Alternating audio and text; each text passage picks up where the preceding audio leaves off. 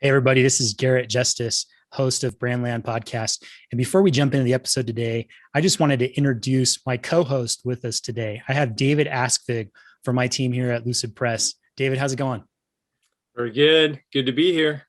I'm super excited to have you as a host on today's episode. But, I've realized that most of our listeners don't know who you are. So besides being leading our demand gen efforts for Lucid Press, being an all around B2B marketing guru, and a prolific percussionist, as I introduced later in this episode. For those of you watching the video, you can see the drums just behind David. Why don't you tell our listeners just a little bit more about you, David?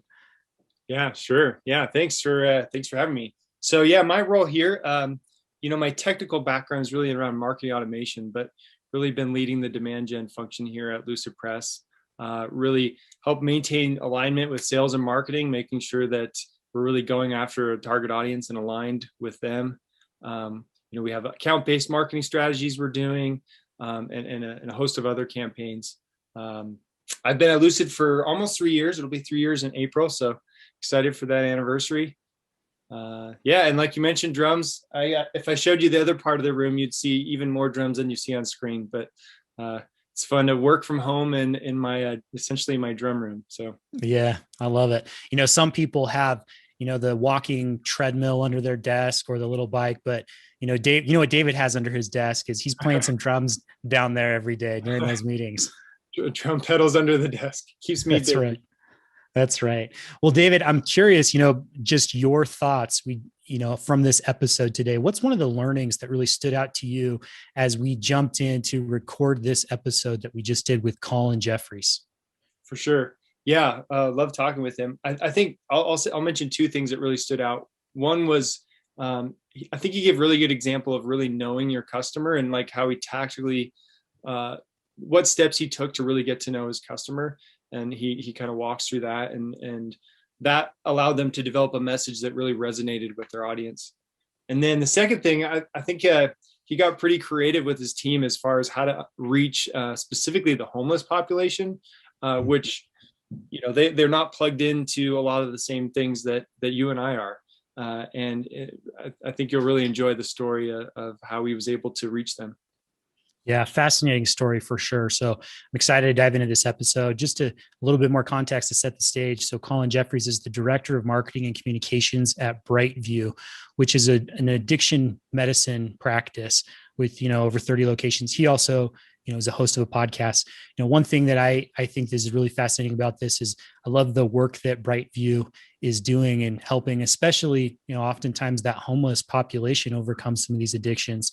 You hear me talk about this later in the episode, but I had a friend in high school who went into rehab multiple times. And I know many of us have similar stories of a friend or a family member, and eventually was able to beat that addiction and, live a great normal life. I saw something he posted the other day about having his second or third child. I don't remember now, but it's exciting to see. So I would just encourage any of you listeners out there, if you're struggling with addiction yourself, is find help. Or if you have family members who are struggling with something like that, encourage them to find help. I hope that you can do that. Our thoughts and prayers are with people like that, that those of you, our listeners or your family members who might be struggling, with something like that. But that's the biggest takeaway for me from this episode, is it just reminded me of some of that, and wanted to use this platform to encourage all of you to get help if needed. So with that, I want to dive into this episode. We'll turn it over and hope you enjoy this conversation we have with Colin Jeffries from Brightview. Welcome to the next episode of Brandland. I'm your host, Garrett Justice, and today I actually am joined by my co-host here, David Askvig, who leads our demand gen team at Lucid Press. He's also, for those of you who can see the video, our in-house prolific percussionist, our expert when it comes to drums there. David, how's it going today? That's right. Yeah, being home, I get to work in my drum room all day long, so I can just gaze at my drums and wish I was playing them instead of working. But good to be here. It's great to have you here. And David's here to kind of help fill in the gaps that I miss. And we're also super excited to have our guest today, Colin Jeffries, who's the director of marketing and communications at Brightview, and also the co-host of Take 5, the Rethink Marketing podcast. Did I get that right, Colin? That's exactly right. Thank you guys for having me on today. Well, it's great to have you here. And Colin, I don't know. I heard that you're a pretty good guitarist and maybe vocalist here. So as we get towards the end, maybe you and David could do a little solo for us. I'm afraid you heard wrong. I'm a mediocre guitarist and a horrendous vocalist. Well, that's much better than where I'm at on that music scale. So, hey, we're excited to have you on here today. Before we jump into the meat of this discussion, why don't you tell our listeners a little bit more about Brightview and also about your podcast, Take Five? Absolutely. So I'll try not to bore your audience with lots of minute details, but essentially, over the past decade, I've worked in marketing within home improvement, hospitality, healthcare, and a couple of other arenas, really guiding businesses and teams to connect with the right audiences through relevant and engaging messaging. I have personally been a marketing department of one, and I've been able to build marketing teams from a single person into a multi-person team. So just really passionate about helping support and educate those kind of SMB marketers, which is what Take Five, the Rethink Marketing podcast, really focuses on. We try to bring in guests that can share expertise. Um, you know, None of us is an expert in all of the areas of marketing because it's so broad. So having that support, having that expert come in and be able to provide some direction and some pointers on where we should be focused or what their key learnings have been over 20, 30, 40, 50-year careers is huge. And that's something that I really enjoy. Well, that's excellent. I had a chance to listen to one of your latest episodes of Take Five just earlier today, and I thought it was great. So I definitely encourage any listeners out there who are looking for another good marketing podcast to go and listen to that, because I think you'll find some awesome, awesome insights from that. So thank you again for being on the show today. We're excited to kind of dive into this topic today and some of your experiences that kind of help illustrate this.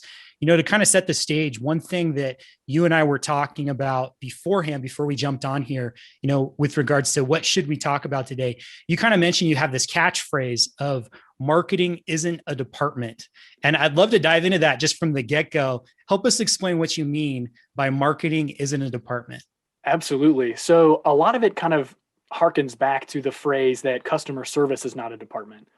And so anyone who's customer facing or in healthcare, I currently work in a lot of healthcare marketing. And so anyone who's patient facing or who's customer facing in those non-healthcare spaces, they are your marketing team, just like they're your customer service team. So the way I look at this is, if I'm spending all this money marketing, I might be doing AdWords, I might be doing search engine optimization, I might be running radio spots, you name it, right? All this money is going into marketing. And somebody shows up to my business and they walk in the front door and the receptionist is on their phone and they look up and they look really annoyed that this person barged in and interrupted whatever they were doing on their phone, right? That's a terrible customer experience. And that's something that marketing will have a difficult time solving. So what I mean by marketing is not just a department, which you're right, is one of my catchphrases, is that it has to be ubiquitous. It has to be all encompassing throughout everyone in the organization, because the experience that someone has on your website with your marketing messaging impacts how they perceive your brand, just like hold times to your call center, just like the way the service technician is dressed when they arrive at that person's house, just like the length of time that your product lasts, and so on and so forth. So what I mean by marketing is not just a department is it's literally not. In the same way that customer service is not just a department, it has to go through the organization. It has to be part of the lifeblood to help everyone understand, hey, I'm a customer service representative, or I'm a call center agent, or I'm a receptionist, or whatever your role is within the organization. But the way that this brand is perceived by my actions in the way that I interact with customers. Yeah, it's fascinating. I totally get that. I think that that's super applicable. And it reminds me of so many other conversations we've had with other marketers on here, where, again, how do you empower everyone across your organization to understand how they play a role in doing marketing well and in helping build your brand? Every little touch point either adds to or subtracts from, that overall perception of building either a strong or, weak brand in the minds of your target customers. Well, that's exactly right. And these days, it's so easy for you to pull your phone out and do a search for someone else who does exactly what you do in the same geographic region, or who can service your customers, sometimes even at a better price. So we talk about, you just mentioned every single touch point is important in building brand. I couldn't agree more. every interaction that you have with your customers determines their perception of your brand and whether or not they're going to be loyal. And we found that in 2021, brand loyalty is at an all-time low since we've been measuring it. And so what that means is the customer experience is even more important today than it was even 3 or 4 years ago. I totally agree with you, Garrett. I think you're exactly on point. Yeah. So at Braveview, I think you have, if I was reading right, like 30 locations. Is that right? That's correct. So Brightview is a comprehensive outpatient addiction treatment provider. We have right now 35 locations throughout Ohio and Kentucky, and we're actively growing. Unfortunately, the addiction epidemic has hit a lot of the Midwest and most of the US in a very, very terrible way. And so to meet that need, Brightview, we continue to grow as much as we can, as fast as we can to serve patients who really need help. And it's a challenging industry because, you know, most of the patients that we serve are Medicaid patients. And so that means that we have to deal with Medicaid reimbursement rates, the Medicaid reimbursement timeline, et cetera. And it's a challenge, but yeah, we're stepping up to try to really meet that need. And kudos to Brightview's founders, Dr. Sean Ryan, Chad Smith, Ray Campagna, who had a vision to start an organization that could at least step in and fill that need.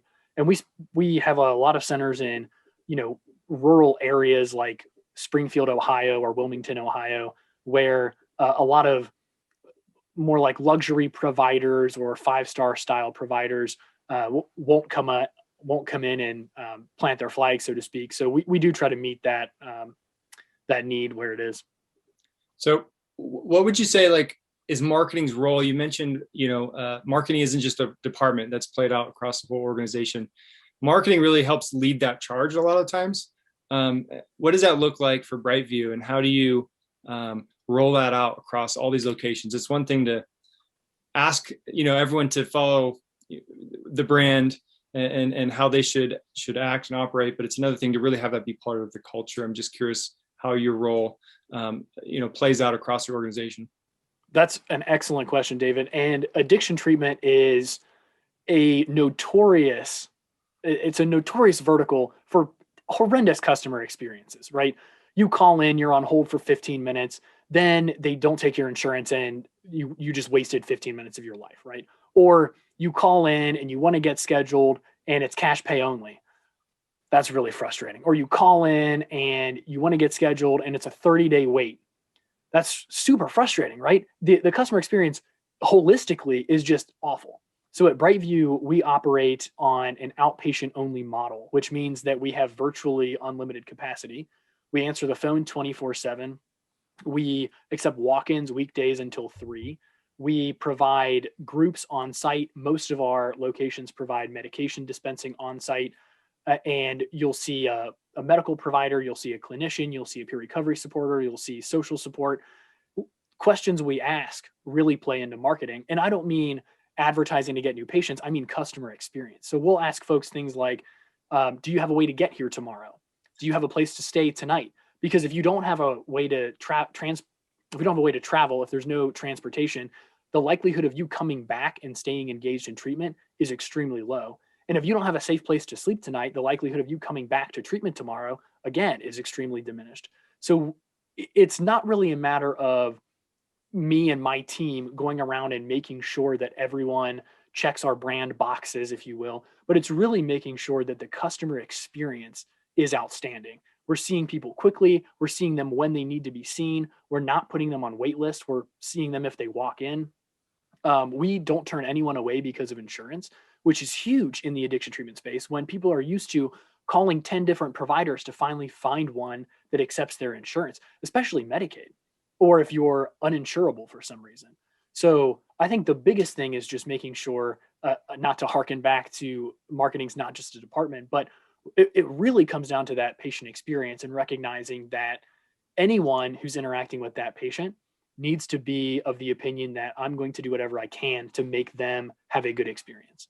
In frankly, an experience that holistically is terrible. I mean, imagine basically like detoxing or withdrawing from a highly addictive substance in an environment where you're probably uncomfortable. It's a new space. You have physicians or nurses or counselors talking to you, trying to make sure that you have what you need. And in all likelihood, you feel very sick and you do not feel well at all. So going above and beyond to help that bad experience be as positive as possible is huge. And frankly, it's something that once you go through withdrawal once, you don't want to go through it again. So the more we can do to keep those people engaged and involved in treatment, the less likelihood there is of a relapse, which means they won't have to go through that terrible withdrawal again. I think that's fascinating, and I think it's a fascinating like case study where it's doing so much good, right, for these individuals and also like the communities that they live in. But I think that you have to fight this battle too with marketing for people who are probably really hesitant to reach out for these services. They have to talk themselves into it. They don't want to relapse, like all of those things. There's additional hurdles there that I think that, many companies don't necessarily face. And so I think that focus on customer experience and making that smooth makes total sense. In a space like this, that's just so, emotionally driven, especially for those patients that are coming in, what does that look like for how you communicate an effective message? What's that messaging look like to these individuals? Because I'm sure it's probably a little different than buy this iPhone or whatever it is, companies that are selling something different. So how do you approach that? No, that's a really great question, Garrett. The challenge is in a lot of marketing, there's a low threshold for optimization, meaning if I'm running Google AdWords, I can go in and I can use one headline today and I can use another headline tomorrow and a third one in a couple of days and so on and so forth and figure out what's converting best, how do I optimize this, how do I change my language, et cetera. We really didn't have a precedent. I mean, there are other addiction treatment providers who have an outpatient model who are trying to serve the Medicaid population, but honestly, not many of them have really strong marketing engines. And so it wasn't like we could look to a competitor and say, oh, here's the language that they're using. We'll just copy that and kind of rephrase it to make sure that it's relevant to us. What we did is we opined in a conference room and came up with maybe 15 different phrases that we thought would be poignant. We work with peer recovery supporters, folks who have been in active addiction and are now in recovery for 3+ years. They have certifications so they can see patients. That's a part of patients' clinical care if they want it. So we ran these 15 ideas by some peer recovery supporters, narrowed it down to about 10 ideas. And then this was pre-COVID when you could actually do this. I went out and just talked to a bunch of patients, talked to probably 20 different patients and just said, what do you think about this? Does it speak to you? What does it mean? What do you think about how you would interact with this type of language? And then what would somebody in active addiction respond to with this language? And I had crazy conversations with lots of different people with very different stories than my own. And it was fascinating. And then the next phase we did was we brought in some folks and we had focus groups so they could kind of spitball off of each other and hear different opinions and take different points of view and that sort of thing. It was really interesting. Once we had that groundwork laid, we had 3 or 4 different phrases that we were able to use in marketing. We trademarked a couple of them because they were pretty cool. One of them was, we treat you like a person, we treat addiction like a disease. And the fascinating thing about that is patients were so used to, or prospective patients, I should say, they were so used to being treated like second-class citizens. They were so used to being looked down on and kind of despised in a lot of ways that they really resonated with that. We treat you like a person, right? And when you walk into a Brightview, it really looks like kind of an outpatient treatment facility. It doesn't look like an addiction treatment clinic, if that makes sense. So that was just really cool to watch that iterative process. And we weren't talking about spending tens of thousands of dollars and hiring a very pricey market research agency to do our research for us.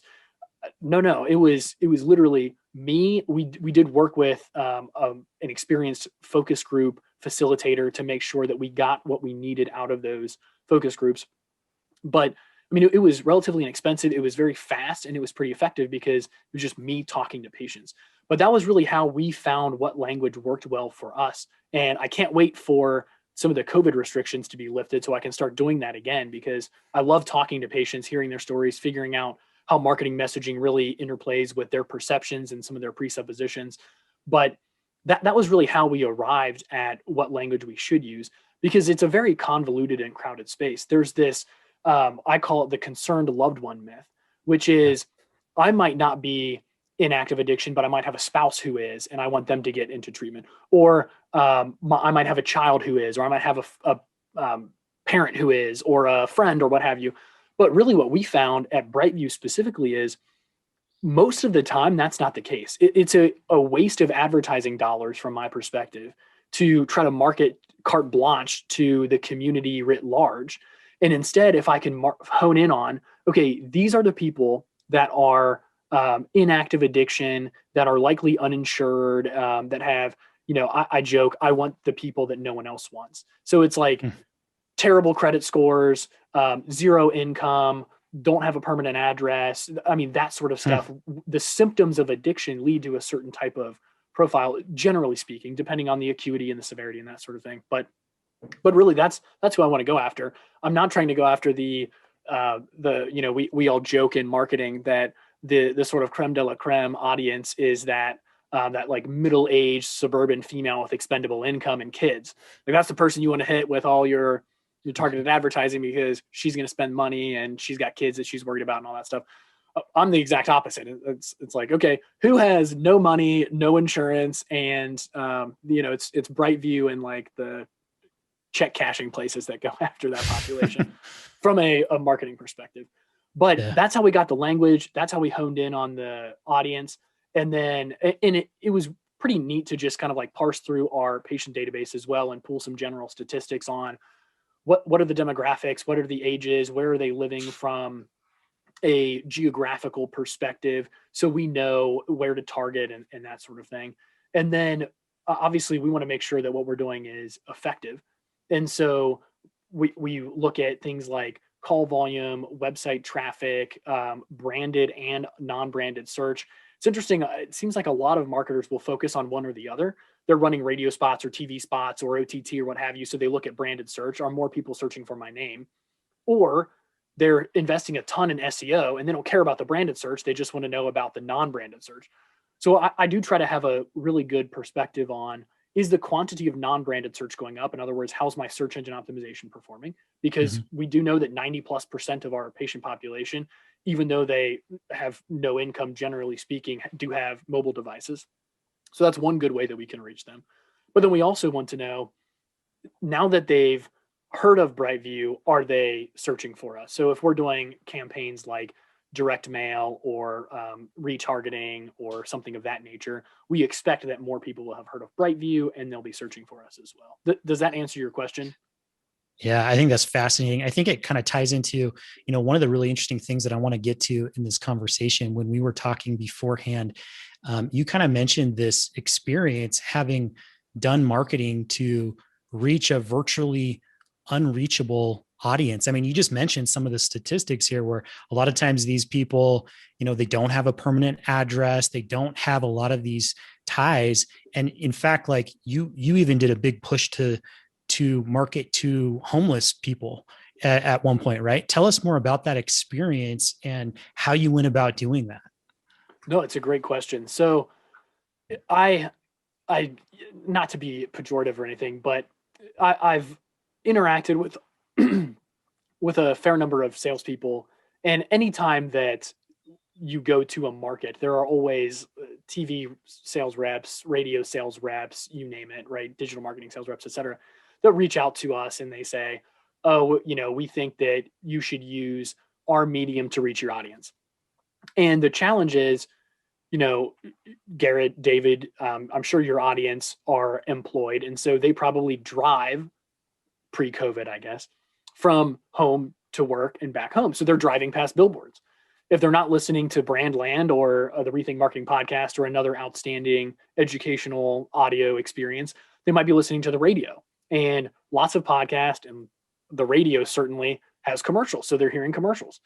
And when you get home in your nice, cozy apartment or your nice, cozy house, and you watch TV, maybe you stream something, and so you can be reached by OTT ads.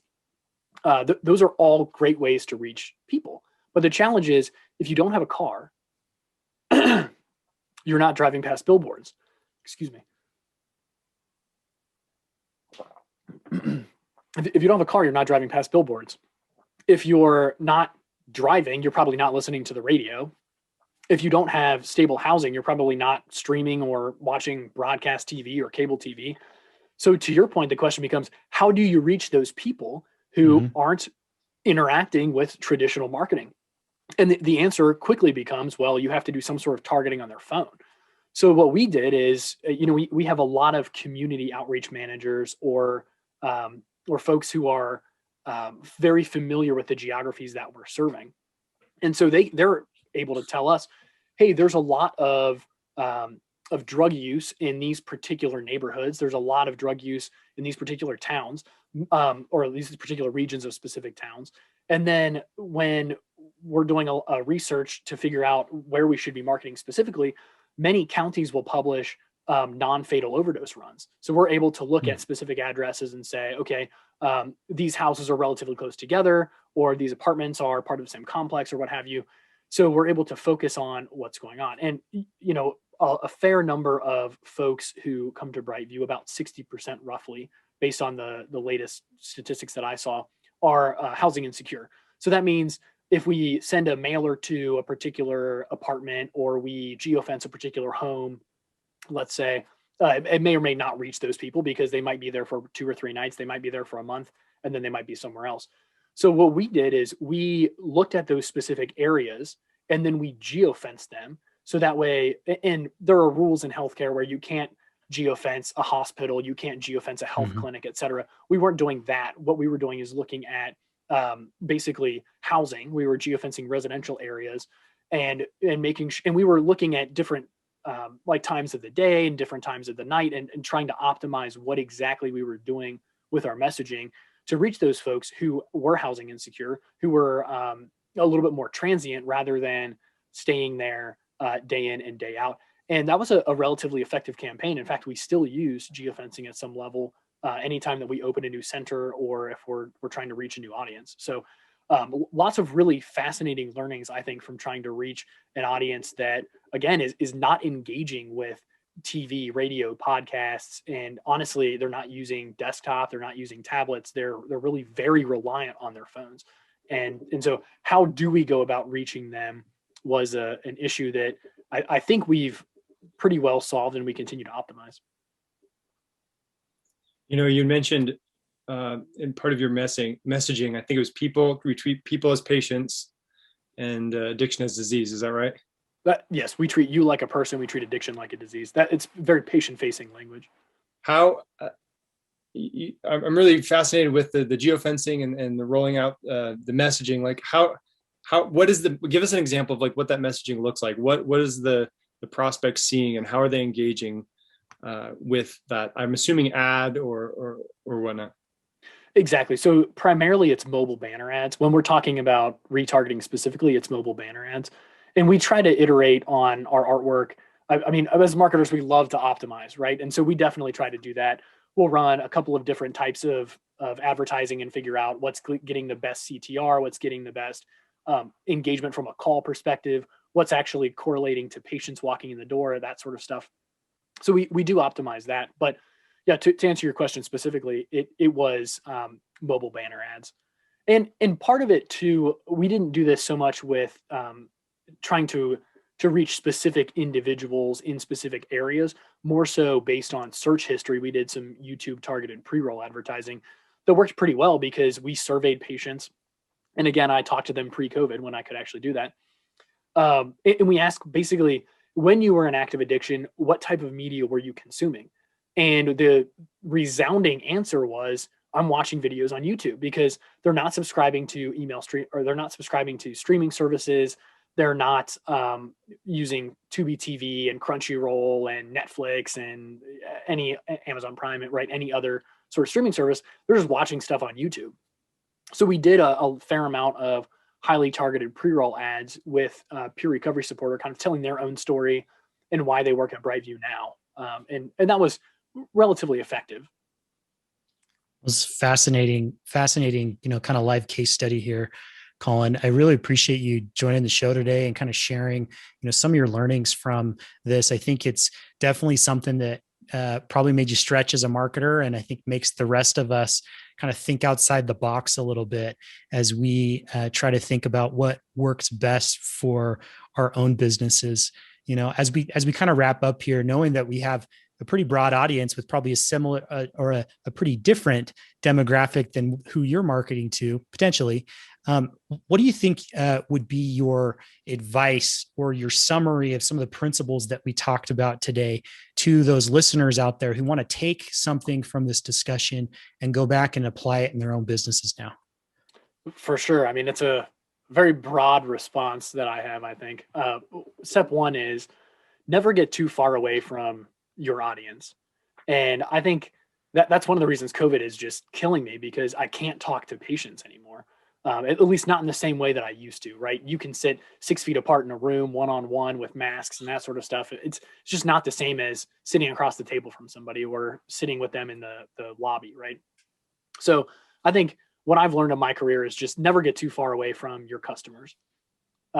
Number two, I think, is just helping everyone understand that we're all marketers, whether you have marketing in your job title or not. If you're answering the phone, if you're welcoming people into the business, if you are reaching out to vendors to schedule appointments with the executive team, whatever your role is, if you interact with customers, vendors, et cetera, you are a marketer. So even if your role is as a marketer and there are other folks in your organization who might not get that, it's a tough conversation to have. But I mean, we mostly all want to keep our jobs, right? And we all want our businesses to be successful. So that can go a very long way in continuing to build brand. And I think the third thing I'll say is it's not bad to stretch. One of the reasons that I joined Brightview a couple of years ago, I guess, was because I wanted to stretch. I was used to marketing to folks who had commercial insurance, who were in those sort of like high income zip codes, who were parents of kids in suburbia, whatever. And I knew that trying to market to the Medicaid population would be more challenging. And I think, frankly, it's more fulfilling and a little bit more exciting as well. But that was one of the things that has really stretched me in this role is how do we reach an audience without using traditional sort of, I hate to say easy to access, but I mean, anyone can pick the phone up and buy a billboard. Anyone can pick the phone up and buy or send an email and buy radio spots, right? But to figure out, okay, we have to forget what we know about general advertising because we're not like that advertising is not reaching our patient population. So I would just say, yeah, don't be afraid to try something new and to stretch. Love it. I think that's excellent advice. And, really appreciate you taking the time to share your story and some of the awesome work that you and the Brightview team there is doing. I'll say just on a personal note, I had a friend in high school that this has reminded me of who went to rehab a couple of times. And I think many of us have stories like that of family members or friends. And, it's so rewarding seeing, him now post that, addiction and, how great his life is today. I saw him post the other day on social media. He just had a child number 2. So, I mean, it's exciting. I think that what you and the Brightview team there are doing is great work, and appreciate, the awesome momentum and helping these individuals kind of take their life back and under control. And I would just say any of our listeners out there who know someone who might be struggling with an addiction, or maybe it's you yourself, I'd encourage you to get that help, whether it's through Brightview or someone else in your neighborhood and community. And just know that, our thoughts and our prayers are with you if you're struggling on something like that. But I appreciate you again, Colin, taking the time to join this conversation, this episode today. If there are listeners that want to follow up with you, what's the best way for them to get in contact? Absolutely. The best way is either through LinkedIn. It's just LinkedIn / Colin Jeffries. It's Jeffries. Some people throw in an extra E and they can't find me and wonder why. And then the other place is the website for the podcast that I co-host, which is the rethinkmarketingpodcast.com.